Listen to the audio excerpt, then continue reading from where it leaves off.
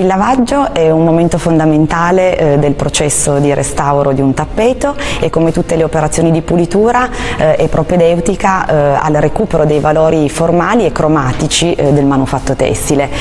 Lo sporco che generalmente si riscontra sui tappeti è uno sporco di natura mista, esiste infatti una parte insolubile, la cosiddetta polvere, che viene rimossa mediante un'accurata microaspirazione della superficie tessile. Per la parte invece solubile dello sporco è possibile procedere con un sistema di pulitura chimico-fisica più approfondita, che prevede appunto l'immersione del manufatto in una soluzione acquosa con aggiunta di tensioattivo non ionico.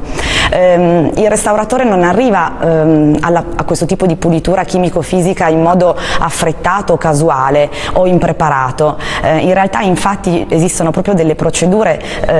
che anticipano la pulitura vera e propria, le fasi cosiddette di preparazione al lavaggio, dove il tappeto viene sottoposto alla verifica puntuale della stabilità dei coloranti al bagno acquoso, verifica che viene attuata mediante dei test sui filati originali. A seguito dei risultati dei test si procede finalmente con la costruzione di una vasca ad hoc sulla misura del grande manufatto tessile e si procede alle fasi del lavaggio secondo un protocollo ampiamente collaudato all'interno dei laboratori di restauro del CCR, con il supporto dei laboratori scientifici per il controllo dei parametri chimici dell'acqua e del tensioattivo. Il vantaggio del Centro di Conservazione e Restauro di Venaria è quello di aver affiancato un laboratorio di analisi scientifiche che serve a supporto per la caratterizzazione dei materiali, ma anche per il controllo di qualità durante le fasi di intervento.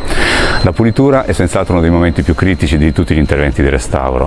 Il concetto e lo studio che stiamo cercando di portare avanti in questo momento è di capire come, attraverso delle analisi scientifiche, possiamo aiutare i restauratori a comprendere l'avanzamento e il comportamento dei materiali durante questa fase molto delicata, in modo da poter ottimizzarla e renderla sempre più efficace, a tutto vantaggio ovviamente della conservazione degli oggetti. Diciamo che le fasi salienti del lavaggio sono tre, o meglio le caratteristiche proprio operative del lavaggio sono tre: c'è l'azione solubilizzante dell'acqua, l'azione detergente del tensioattivo e poi c'è una cosa molto particolare, l'azione meccanica del restauratore che massaggia, spugna con delle spugne naturali la superficie tessile per agevolare la rimozione dello sporco all'interno della tessitura. In particolar modo questo è richiesto dal tappeto che, come si sa, ha una struttura tridimensionale, cioè un'armatura di fondo con poi l'annodatura in lana, che è la parte, diciamo così, colorata, e che quindi a seguito del lavaggio otterrà quel recupero della brillantezza delle cromie originali.